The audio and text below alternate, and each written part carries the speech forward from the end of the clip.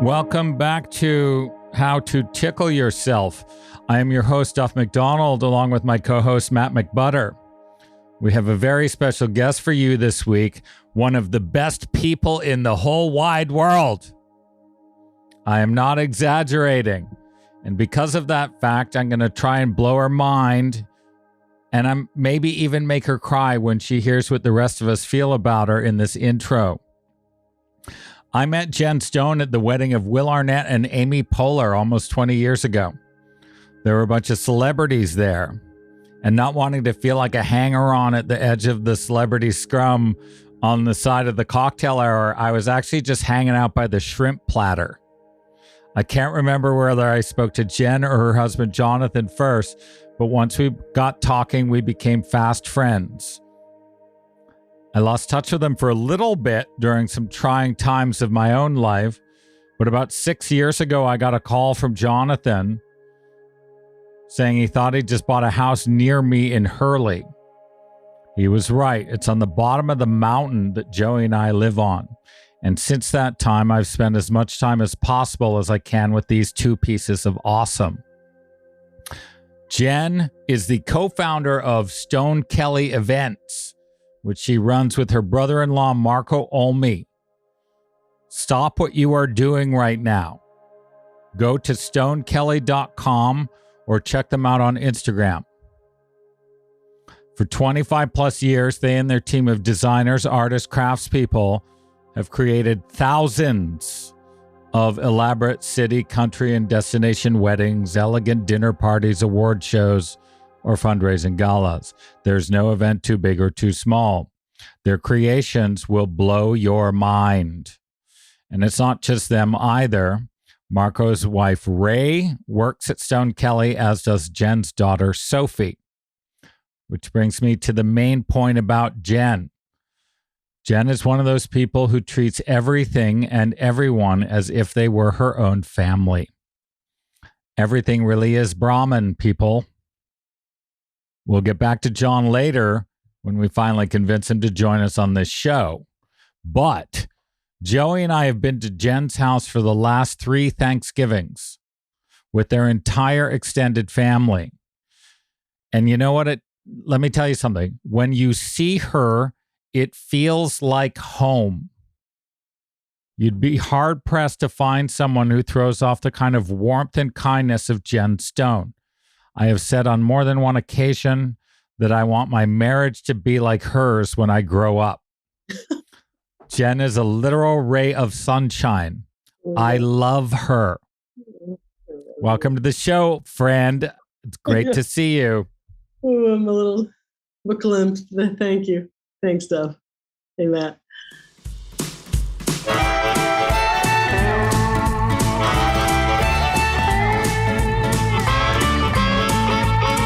At the present moment, traveling town to town, the mystery of the motion, right here, right now, right here, right now, whoa, right here, right now.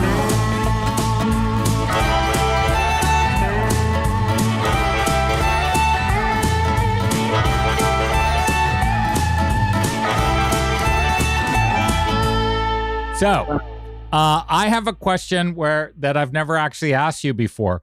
You have a giant events business where you do mostly weddings.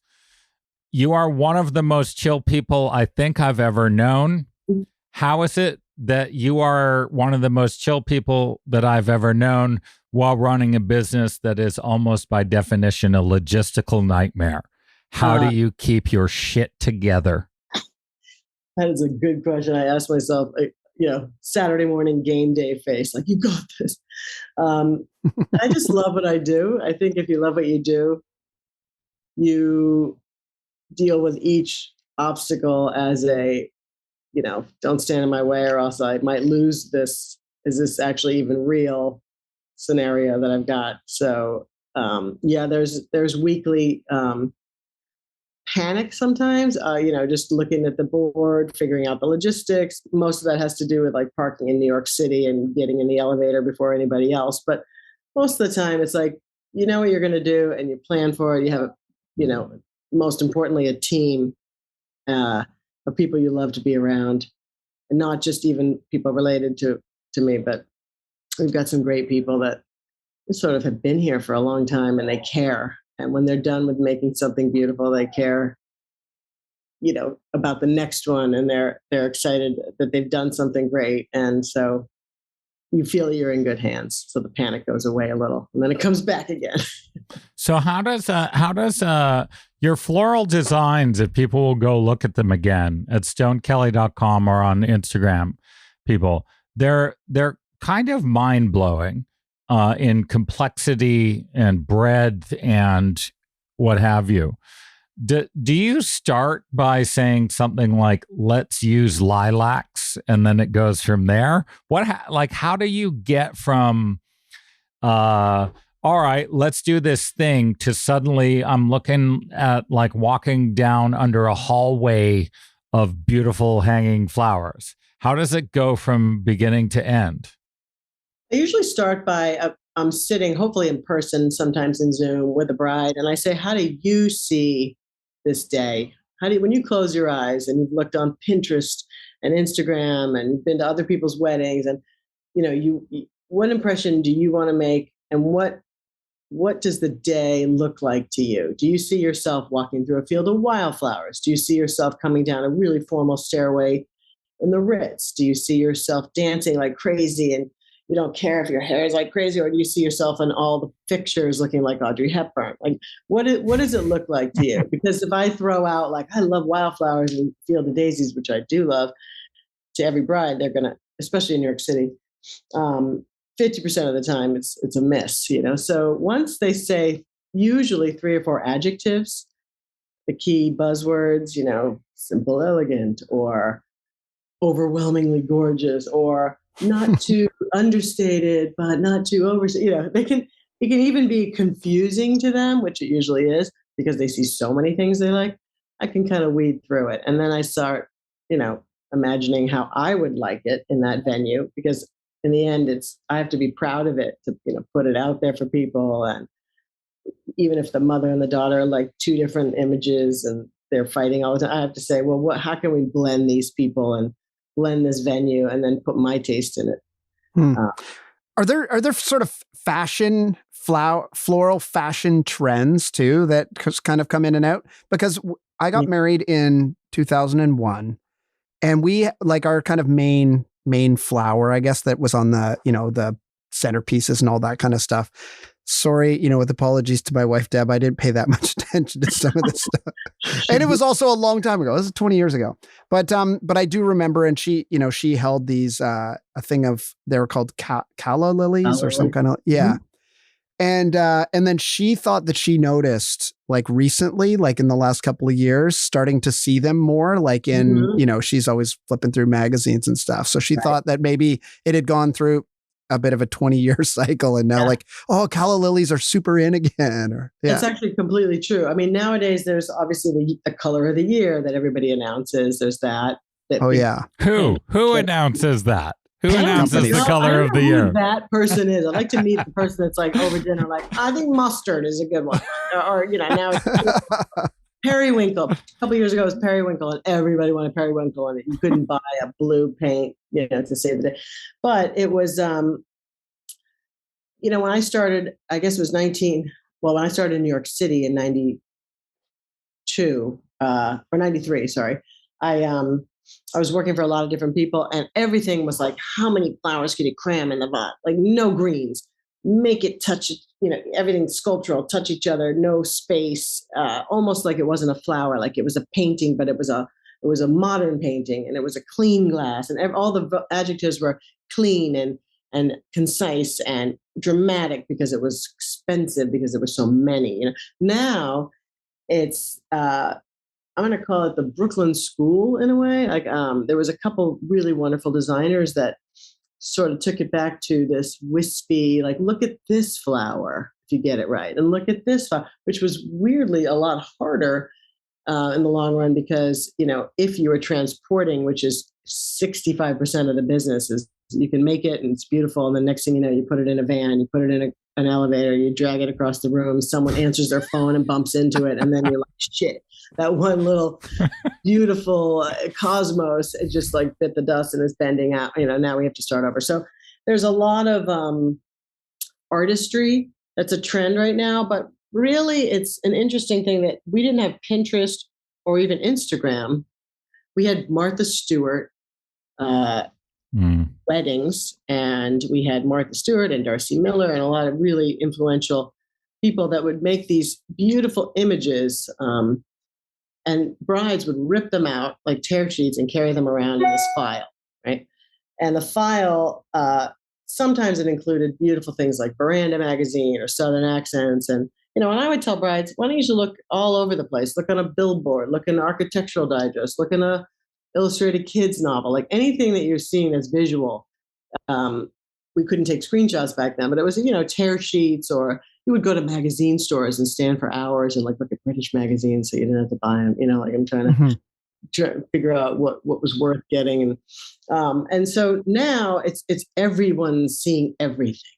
It's a visual just blitzkrieg, and you can go to bed at night. We're just like, did I see everything? Because I try and do is embrace it and have the brides do a little homework before they come in and say, just get your head in the what do I like or don't like thing. And it can be, I love colored glass. I love wallpaper. I love these flowers. I went to this wedding and don't like this. Don't like is also important.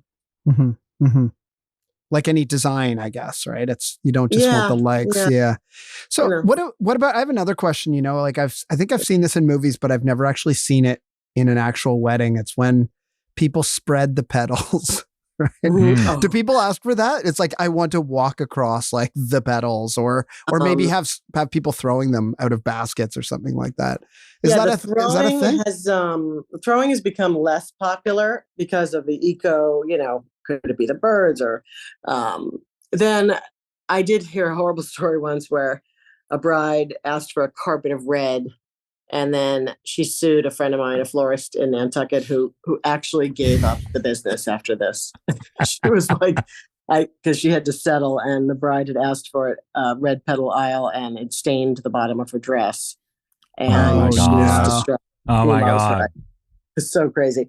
I think the best thing I ever did aisle wise was have about 35 bags of petals in the middle of the woods, and everybody else was setting up the tent, and this was the last thing that had to be done, and it was leading towards a stump, and on the stump was the bride's grandmother's veil. It just was like covering it, and she had passed, and we did a Seurat painting. So I did a little of this color, a little of this color, and I painted this petal aisle all the way down with all my bags, and no one was around. I kept looking around like, did anyone see that? I was just so like excited about it and proud of it.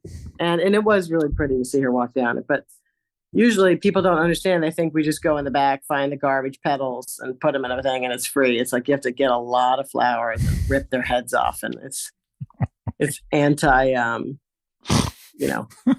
lot of things, but it's beautiful.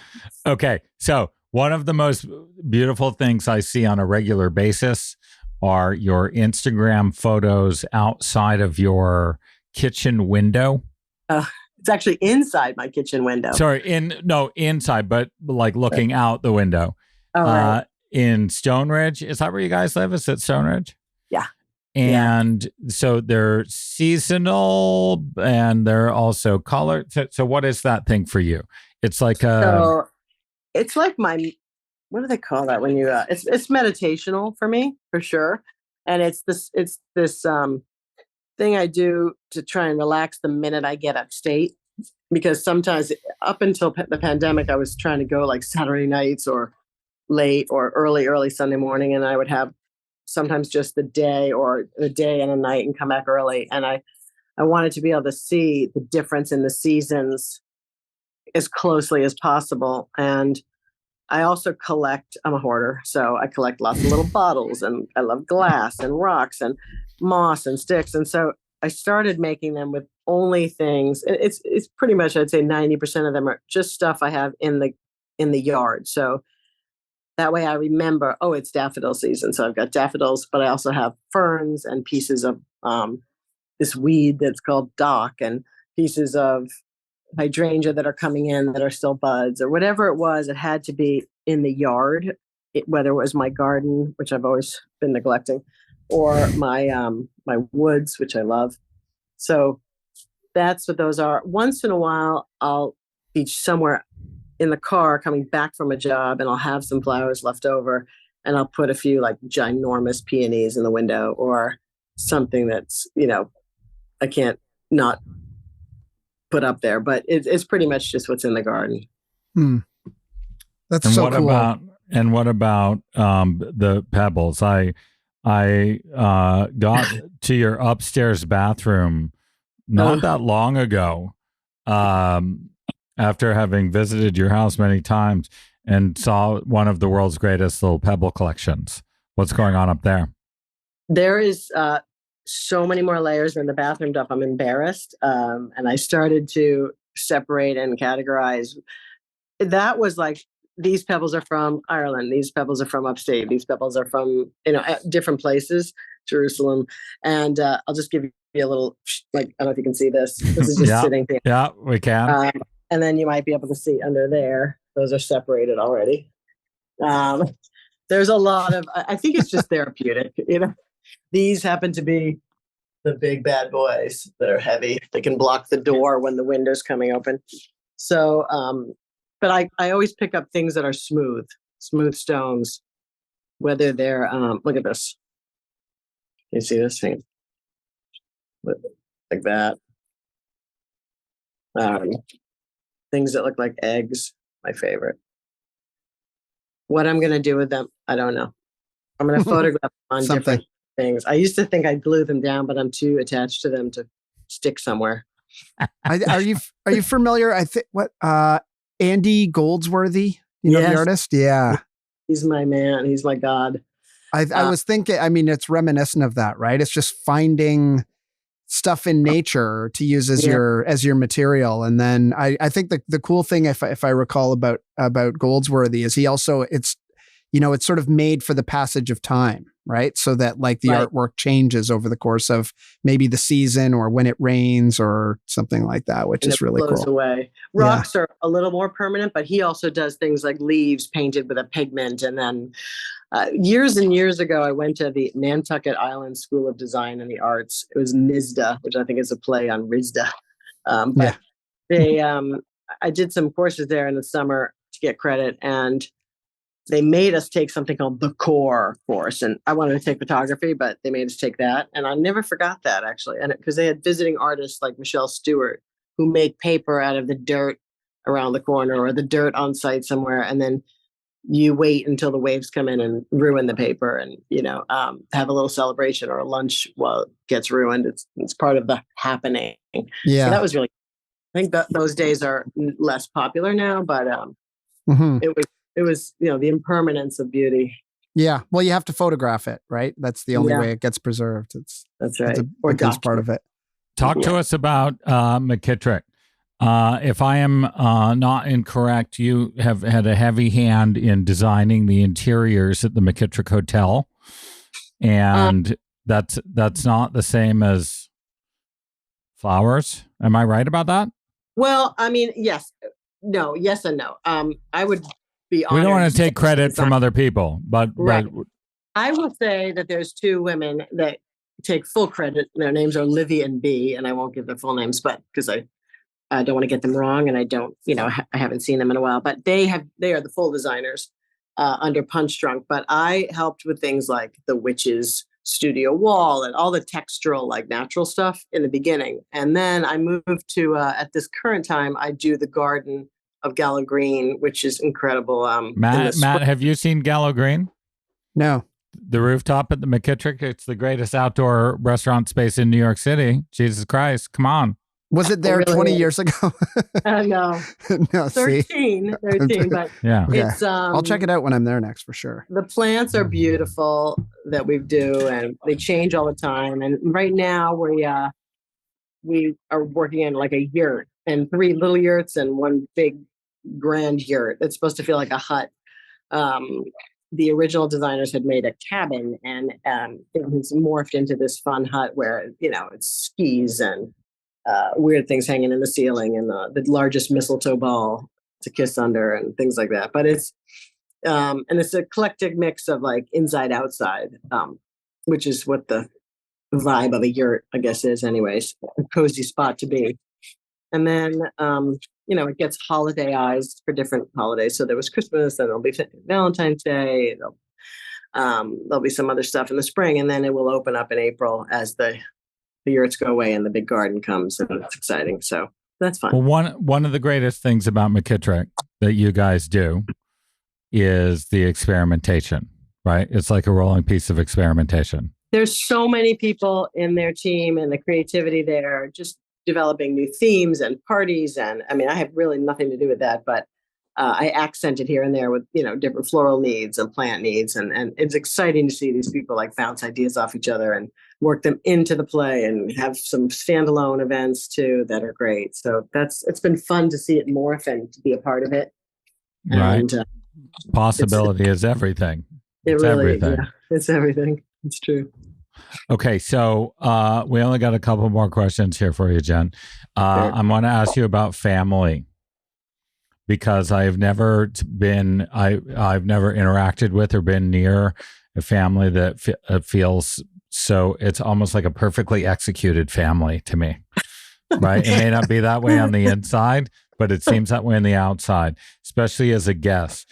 What do you think about family as a mom, as a wife? Like, what is it? What do you think when you think of family? I think it's the most important thing there is. Personally, I think that is your backbone to go forth. My parents, my grandparents, even my extended, my cousins, my in-laws, and then there are friends that are family, which is you guys. And the memories of interacting, friends and family, and making memories. But what I love about our home, and I hope it gets even more and more so over the years, is that it's like little nuggets on a bigger spot, and that it feels like a compound of, not a compound in like a, fancy pants way, but like everybody has their own little private moments, and then we come together for these meals, or games or movies or celebrations, even tragedies, things that we need each other for. We're not on top of each other, but we're around each other a lot. We're the happiest. I know the 5 of us of my original core, and then the 4 of us in my immediate family now, and when we're together, like when we see each other. So it's always really fun to have those celebrations like Thanksgiving or whatever. But more than that, I guess it has extended into working and stuff. So it has its challenges. There's no doubt, there's because everybody peels off more layers, I think, than if there wasn't a stake so high as forever with your family. So if you really want to say something, you have to say it and know it's like printed there forever. But I give my parents a lot of credit, they haven't done it without bumps in the road, that's for sure. But it's fun. Okay. I've seen, I mean, at least one dog and one cat come in and out of the frame. So I think you've got a few furry members of the family as well. There's like a cat fight going on. I got 2 cats, I got this dog, and I've got 3 pet mice, girls. All right. So here's what I want to close with. Both you and John, and in combination, you professionally, you both throw parties separately, right? What you basically do, each of you, is throw different kinds of parties. But right. When you come together, you also throw parties yourselves. And right. for those of us who maybe don't have the confidence or the experience or what have you, if someone wanted to throw a party for, call it 20, 30, 40 people, and they're like, I don't even know what to do here. Like if I could ask anyone, it would be you. And what is it that you would tell a guest or a listener here who is thinking, I would love to throw a party, but I don't even know what to hang my like anxiety on here. What do they need to do? If you're going to throw a party for 20 of your most favorite people, how do they do that? Now that's something that it's not effortless, that's for sure. But I will say, if you make people feel comfortable, I think, like when they arrive, make them bring something that they do well. Like you bring kombucha, another person brings dessert, have them be a part of it if they can. Then they're invested and they're excited, and make it as casual as it can be but feeling special. So people like to come to something special. They don't necessarily want to have like a fashion show with a bunch of people they don't know. They get nervous, but I think it's always fun to have, you can throw a little bit, not a theme, but like it's going to be, there's going to be a quirky side to it, but it's a well thought out detail. And then when you do your table, the table is where everything comes together. So you want to think about it. I like to put personal details on the table, things that mean something to me. I like to do stuff from the yard. I like to do things from from the area that we live in, and I like to involve people in setting that. So as many people as that are going to the event can be there for it getting ready. Whether even if they're not cooking, they might be helping out. Can you help clean this area? This year, my father helped sew these drapes to keep the cold out of the back of the barn. Someone else was like, if someone asks you and they're coming to the party, can I help you in any way? Give them something to do. That way, when they arrive, they're excited because they are arriving with a purpose, and they're not just like nervous and like, hey, can you pick up ice cream on the way? And we ran out of ice, and that kind of thing. Can you give a 20-minute speech, singing my praises? Sorry, I was just thinking, what's the worst thing you could ask someone to do? No, but the main point can you is... give a 20-minute speech singing my praises? Yeah. You're going to arrive and you do the toast, and I'll start it to me. For you. Yeah. No pressure. Yeah. No, but it's a great point. Make everybody feel like they're part of it. Invested in it. As opposed to not being an other, they're part of the thing itself. They're part of it. Yeah. And they don't want to show up. Everybody wants to show up and feel like they're special, so all the guests have something. And then I also think it's really important to seat people, not just let people just find a spot. And it doesn't have to be even like the last party I went to, we had the idea because it was a really like, well, if it's a birthday, it's tough. Who's closest to that person? Put names in a hat and put numbers at the places to sit. And then they just pick out a name and find their number. Like, so I picked out number 16 and John actually picked out number 17 and we were next to each other. And I was like, oh, we're together. But it could be that we were at different tables, So if you don't let people flounder and feel like anxious about anything, no, everybody will let their guard down and it's more fun. Cool. What about the music? I mean, I'm bad at that. My husband's great at it, but the music is key. I think music and lighting are the two biggest things. You can put like shoes on a table for a centerpiece, and if they're well lit, they might look good. Or if you could put gorgeous flowers, and if you can't see them, they look like shit. But I'd say a lot of candles, a lot of good lighting, and music that's Bob Dylan. Bob Dylan, of course. But or Slayer. Even if it's not too technical, like someone can always like reach in and change it, or and ask everybody, at the table, like, someone else jump in and do it, that kind of thing. But make it easy.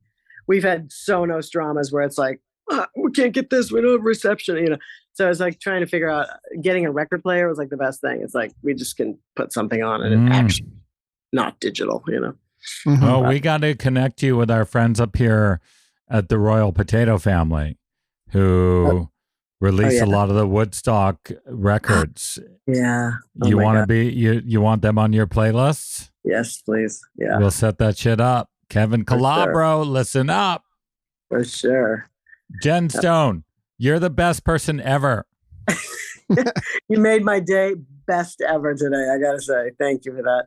We love you. And guess what we're going to do after this? Matt and I are going to talk about this discussion, right? Okay. Where we just rate you after the fact. But then we're going to have a quick interview with Joey, the Sage of Sages, about Jen Stone. So even if you don't normally listen to interviews that you've already done, you're going to have to listen to this one because you're going to have to listen to what the Sage of Sages says about you. That is the best nickname for Joey ever. Sages. Thank you for joining us, Jen Stone. Listeners, StoneKellyEvents.com, Stone Kelly Events on Instagram. Check her out. If you've got a few dollars to spare for a wedding, she might be your woman. Otherwise, you just want to know her because she's one of the greatest people of all time. Thank you, Jen. Thanks, guys. See you later. Bye. Bye.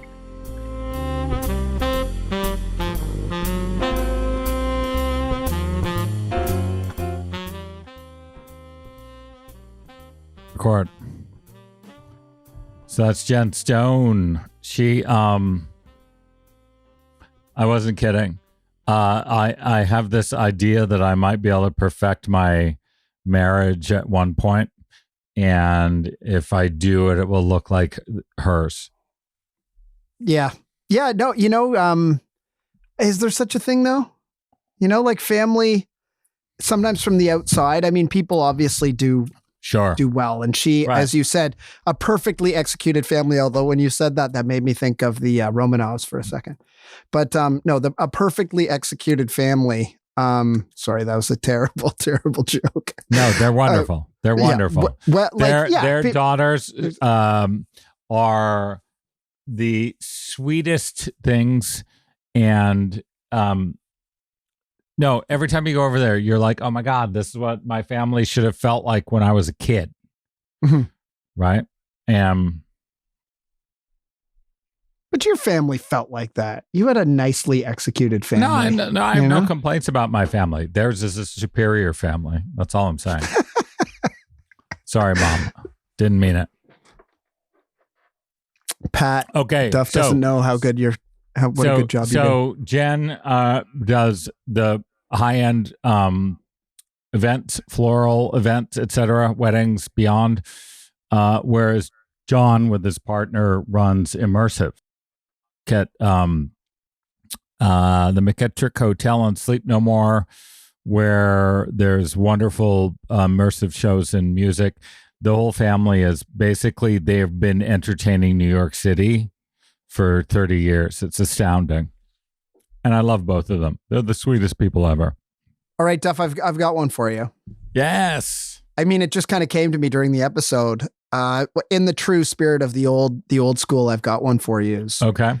Which is a party, right? Like you think of like when you're actually having a party, it's kind of like this group of people that has sort of like come together and is one party. It's like, oh, that if there's two parties next door to each other, it's like, oh, this party over here versus that party over there. It's kind of like the, almost the legal definition of party, right? Like, or I'm thinking party like separation, partay.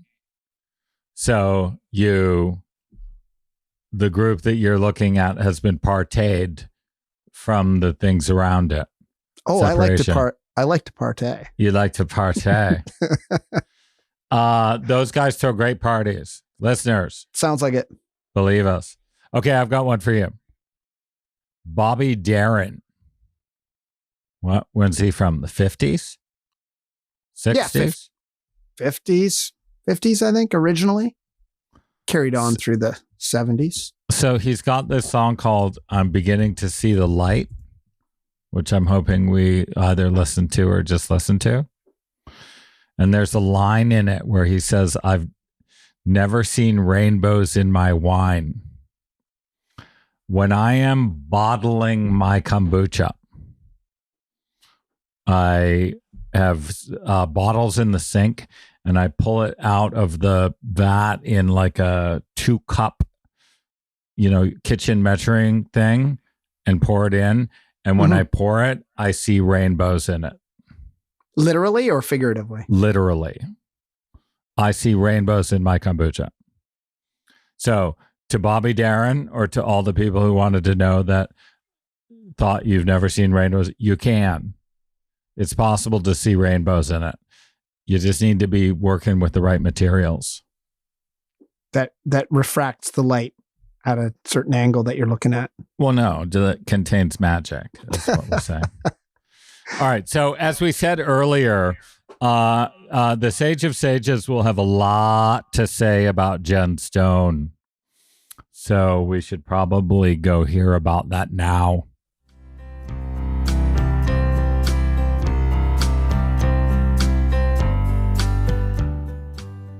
We're back with the all-time record-setting segment of this program. What would Joey do? Welcome back to the show, Joey. Thank you, Duff. I'm happy to be here. So today we're here to talk about your spiritual sister, Jen Stone. Tell us what makes Jen so great. Jen is like this little rolling force of creativity, and it's like everything she touches turns to art.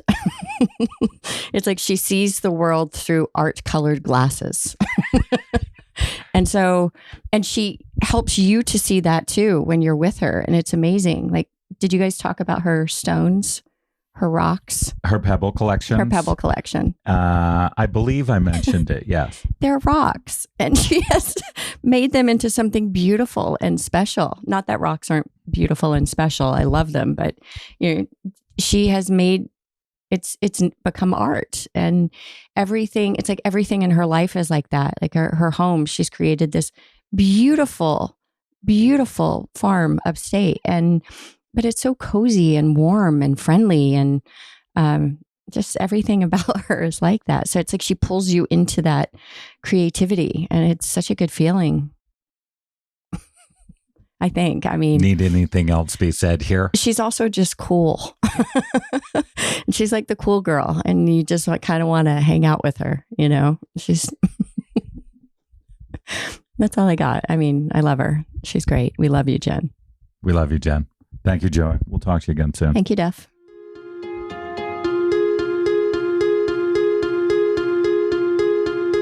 Okay, so there you have it. So to finish up today, it's not Aurobindo again. It is my latest obsession. A gentleman named Sri Sadguru Siddharameshwar Maharaj, who was the guru of my friend Nisargadatta Maharaj, who wrote the book I Am That. This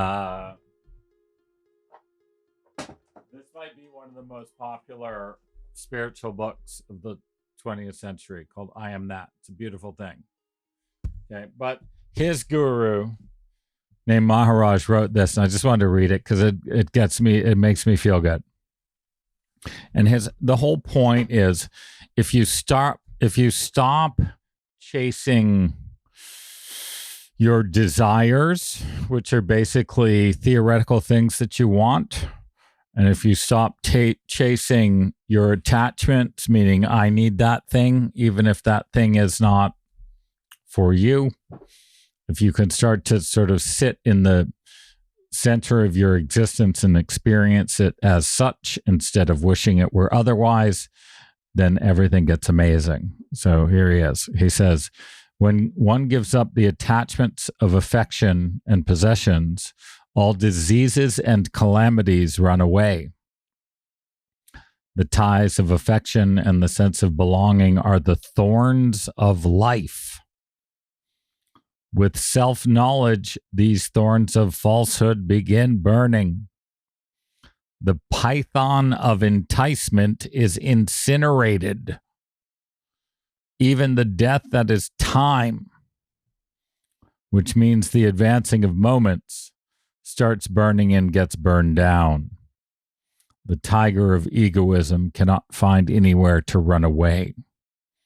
The force of the fire of knowledge is very flammable. It burns down everything in the illusion, and then itself becomes extinguished after it exhausts its own burning power. Such is the greatness of the fire of knowledge. You see any rainbows in there? Right. So here's the point, people. There's rainbows everywhere. All you got to do is pay attention. Thanks for listening. Thank you, Jen Stone, for bringing your beautiful heart to our show. And we'll be back with you next week. Bye-bye.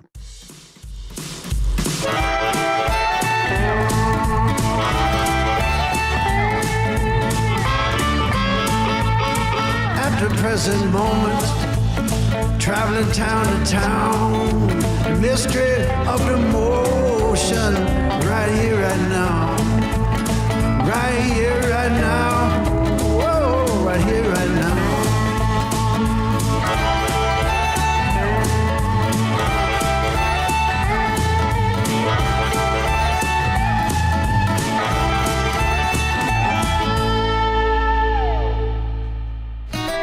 You've been listening to How to Tickle Yourself with your hosts Stuff McDonald and Matt McButter.